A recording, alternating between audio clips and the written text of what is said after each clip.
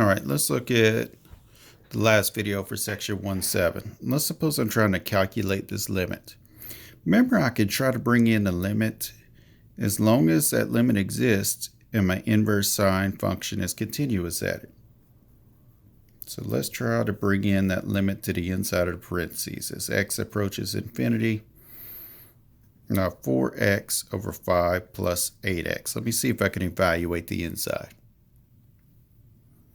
Well, that's going to be the inverse sine of, now this gives me an indeterminate form of infinity over infinity. So how do I deal with that?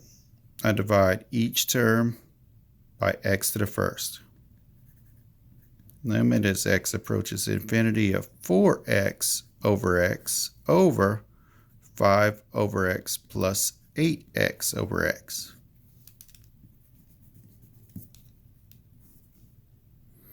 So that's the inverse sine of the limit as x approaches infinity of 4 over 5 over x plus 8. And that gives me the inverse sine of what happens when I evaluate this limit. I get 4 over 0 plus 8. Or I could say that's the inverse sine of 1/2. Now what does this read again? The angle whose sine is 1/2, where that angle has to be between what? Has to be between, let's think about this on a unit circle now, okay? The angle whose sine is 1/2, but that angle has to be between negative pi over 2 and pi over 2. So it has to be in this area. Where's the angle whose sine is a positive 1/2? That'll be over here, where I had the point square root of 3 over 2 1/2. Which angle is that right there?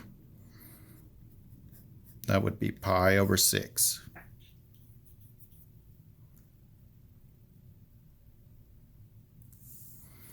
How about this one? Tell you what, let's make this problem a little more interesting.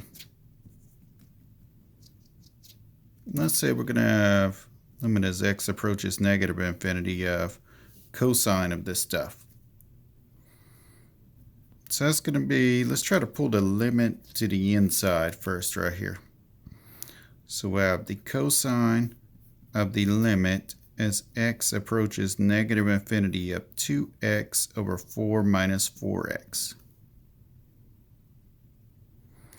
Now what happens when I try to evaluate this? I get indeterminate form. So I'm going to divide each part here by x to the first. So it's cosine of the limit as x approaches negative infinity of 2x over 4 over x minus 4x over x. So that's the cosine of the limit as x approaches negative infinity of 2 over 4 over x minus 4. Well, that's the cosine of what? What happens if I evaluate this limit? I get 2 over 0 minus 4. Or I get the cosine of negative 1/2. I wanted to put inverse cosine. Inverse cosine. Change these to inverse cosine. All these need to be inverse cosine for this to work right. Now what does this mean right here? The angle whose cosine is negative 1/2. But what did we have to restrict the cosine function between what and what? 0 and pi. So between 0 and pi, well, the angle whose cosine is a negative 1/2.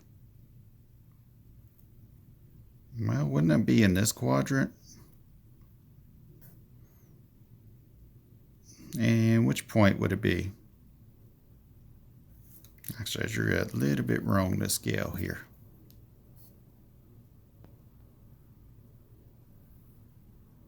Well, it doesn't really matter. All right, so let's think about this for a second. I want the cosine. I want the first number in the order pair to be 1/2. So which reference angle do I have here? Pi over 3. So what actual angle is that? That's going to be 2 pi over 3.